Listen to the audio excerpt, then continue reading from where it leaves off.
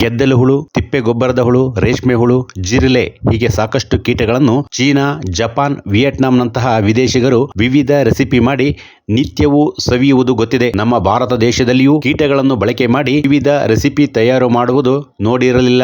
ಬೆಂಗಳೂರಿನ ಜಿಕೆವಿಕೆಯಲ್ಲಿ ನಡೆದ ಕೃಷಿ ಮೇಳಕ್ಕೆ ಭೇಟಿ ನೀಡಿದಾಗ ಕೃಷಿ ವಿಶ್ವವಿದ್ಯಾಲಯದ ವಿದ್ಯಾರ್ಥಿನಿಯರು ಕೀಟಗಳನ್ನು ಬಳಕೆ ಮಾಡಿ ಸಾಕಷ್ಟು ರೆಸಿಪಿ ತಯಾರು ಮಾಡಿದ್ದರು. ಇದನ್ನು ಸವಿಯುವುದರಿಂದ ಏನೆಲ್ಲ ಲಾಭ ಇದೆ, ದೇಶದ ಯಾವ ರಾಜ್ಯದಲ್ಲಿ ಹಾಗೂ ರಾಜ್ಯದ ಯಾವ ಜಿಲ್ಲೆಯಲ್ಲಿ ಇದನ್ನು ಸವಿಯುತ್ತಾರೆ ಎನ್ನುವುದ ವಿದ್ಯಾರ್ಥಿನಿ ಹೇಳುತ್ತಾರೆ, ನೀವೇ ಕೇಳಿ.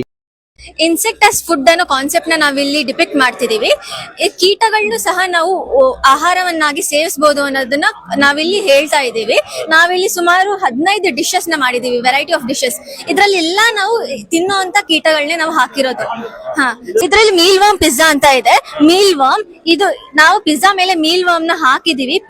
ಮೀಲ್ ವರ್ಮ್ ಪ್ರೋಟೀನ್ ಅಲ್ಲಿ ಜಾಸ್ತಿ ಇರುತ್ತೆ. ಮತ್ತೆ ಇದು ನೆಕ್ಸ್ಟ್ ಬಂದ್ರೆ ಇದು ಹುಳುವಿನ ಮಸಾಲ, ಕಣಜ ಹುಳುದು ಇದು ಬರುತ್ತೆ ಗ್ರಬ್, ಅದೊಂದು ಸ್ಟೇಜ್. ಸೊ ಅದನ್ನ ನಾವು ಯೂಸ್ ಮಾಡ್ಬಿಟ್ಟು ಕರಿ ಅಥವಾ ಮಸಾಲ ಮಾಡಿದೀವಿ. ಮತ್ತೆ ಇದು ಕ್ವೀನ್ ಟರ್ಮೈಟ್ ಅಂತ ಗೆದ್ದಲು ಬರುತ್ತಲ್ಲ ಸರ್, ಅದರಲ್ಲಿ ರಾಣಿ ಗೆದ್ದಲನ್ನ ಯೂಸ್ ಮಾಡ್ತಾರೆ. ಇದು ಸರ್, ಇದು ಅಸ್ಸಾಂ ಕಡೆ ಎಲ್ಲ ಗರ್ಭಿಣಿ ಹೆಂಗಸರಿಗೆ ಇದನ್ನ ಕೊಡ್ತಾರೆ. ಸೊ ಪ್ರೋಟೀನ್ ಆಗಿ ಯೂಸ್ ಆಗುತ್ತೆ, ಮತ್ತೆ ಮಗು ಬೆಳವಣಿಗೆಗೂ ಸಹ ಇದು ಸಹಾಯ ಮಾಡುತ್ತೆ. ಮತ್ತೆ ಇದು ರೇಷ್ಮೆ ಹುಳುವಿನ ಕೋಶದ ಚಾಕ್ಲೇಟ್ಗಳು ಅಂತ. ಸರ್, ಇವೆರಡು ಚಾಕ್ಲೇಟ್ಗಳು.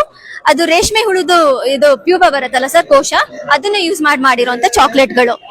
ಮತ್ತೆ ಇದು ಮಿಡತೆ ಫ್ರೈ. ಇದನ್ನ ಬೇರೆ ಈಗ ಜಪಾನ್ ಆಗ್ಲಿ, ಚೈನಾ ಆಗ್ಲಿ, ವಿಯೆಟ್ನಾಂ ಆ ದೇಶಗಳಲ್ಲಿ ತಿನ್ನೋಂತ ಪದಾರ್ಥ ಇದು. ಮತ್ತೆ ಇದು ಚಿಗಳಿ ಚಟ್ನಿ. ಇದು ಸಾಮಾನ್ಯವಾಗಿ ಇದನ್ನ ನಾವು ಇಲ್ಲಿ ನೋಡಿದೀವಿ, ಮಲ್ನಾಡ್ ಕಡೆ, ಕೂರ್ಗ್, ಕೋಸ್ಟಲ್ ಕರ್ನಾಟಕದಲ್ಲಿ ಇದನ್ನ ತಿನ್ನೋಂತದ್ದಿದೆ, ನೋಡಿದೀವಿ ನಾವು. ಇದಕ್ಕೆ GI ಟ್ಯಾಗ್ ಬಂದಿದೆ 2024ರಲ್ಲಿ. ಒಡಿಶಾ ಇದನ್ನ GI ಟ್ಯಾಗ್ ತಗೊಂಡಿದೆ. ಮತ್ತೆ ಇದು ಬಂದ್ರೆ ಗ್ರಾಸ್ ಹಾಪರ್ ಕಬಾಬ್.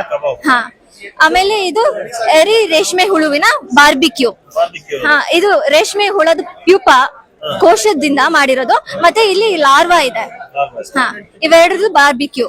ಸೊ ಮೇನ್ ಏನಂದ್ರೆ ಇದರಿಂದ ನ್ಯೂಟ್ರಿಷನ್ ಬರುತ್ತೆ. ಇದು ಒಂದು ಆಲ್ಟರ್ನೇಟಿವ್ ಫುಡ್ ಸೋರ್ಸ್ ಆಗಿ ಯೂಸ್ ಮಾಡಬಹುದು ಅನ್ನೋ ತರ ಹೇಳ್ತಿದೀವಿ ಸರ್. ಮತ್ತೆ ಇದು ಮೀಲ್ ವರ್ಮ್ ಫ್ರೈಡ್ ರೈಸ್. ನಾ ಆಗ್ಲೇ ಹೇಳ್ದಂಗೆ ಮೀಲ್ ವರ್ಮ್ ಅಲ್ಲಿ ಪ್ರೋಟೀನ್ ಜಾಸ್ತಿ ಇರುತ್ತೆ, ಫ್ಯಾಟಿ ಆಸಿಡ್ಸ್ ಜಾಸ್ತಿ ಇರುತ್ತೆ, ಕೊಲೆಸ್ಟ್ರಾಲ್ ಕಡಿಮೆ ಮಾಡುವಂತ ಅಂಶನೂ ಇದ್ರಲ್ಲಿ ಇರುತ್ತೆ.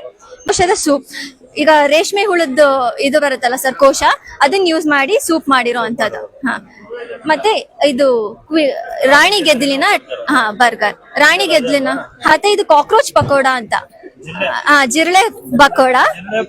ನಾವ್ ಹೇಗೆ ಕೋಳಿಗಳನ್ನ ಅದೆಲ್ಲ ಸಾಕ್ತಿವೋ, ಈಗ ಕಾಕ್ರೋಚ್ ಗಳನ್ನ ಸಹ ಅವ್ರನ್ನ ಸಾಕಿ ರೇರ್ ಮಾಡಿ ಅದು ಅವರು ಮಾರಾಟ ಮಾಡ್ತಾರೆ.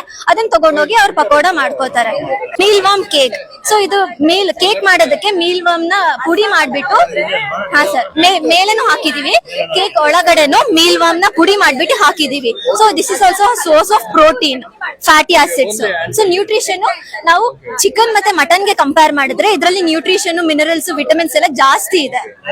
ರೇಷ್ಮೆ ಹುಳು ಕೋಶದ ಮಂಚೂರಿಯನ್ ಅಂತ, ಅದೇ ನಾ ಹೇಳ್ದಂಗೆ ಸೂಪು ಅದೆಲ್ಲ ಮಾಡಿದೀವಿ. ಇದು ಒಂದ್ ವೆರೈಟಿ. ಬೇರು ಹುಳು ಬಾರ್ಬಿಕ್ಯೂ. ಇದು ಶುಗರ್ ಕೇನ್ ಎಲ್ಲ ಬರುತ್ತಲ್ಲ ಸರ್, ಅದರಲ್ಲಿ ರೂಟ್ ಗ ಬರುತ್ತಲ್ಲ, ಅದ್ರದ್ದು ಬಾರ್ಬಿಕ್ಯೂ ಮಾಡಿದೀವಿ. ಸೊ ಇದೆಲ್ಲ ಈ ಇನ್ಸೆಕ್ಟ್ಸ್ ನೆಲ್ಲ ತಿನ್ನೋ ಅಂತದ್ದು ಅಂತ ನಾವು ಹೇಳ್ತಿದೀವಿ. ಬೇರೆ ಬೇರೆ ದೇಶಗಳಲ್ಲಿ ತಿಂತಿದ್ದಾರೆ. ಇಂಡಿಯಾದಲ್ಲಿ sir Assam, north eastern States ಅಲ್ಲೆಲ್ಲ ಜಾಸ್ತಿ ತಿಂತಾರೆ. ಮತ್ತೆ ಅದೇ ನಮ್ಮ ಕರ್ನಾಟಕ ಅಂತ ಬಂದ್ರೆ ಕೋಲಾರ ಮತ್ತೆ ಚಿಂತಾಮಣಿಲೆಲ್ಲ ರಾಣಿ ಗೆದ್ದಲನ್ನ ತಿಂತಿದ್ದಾರೆ.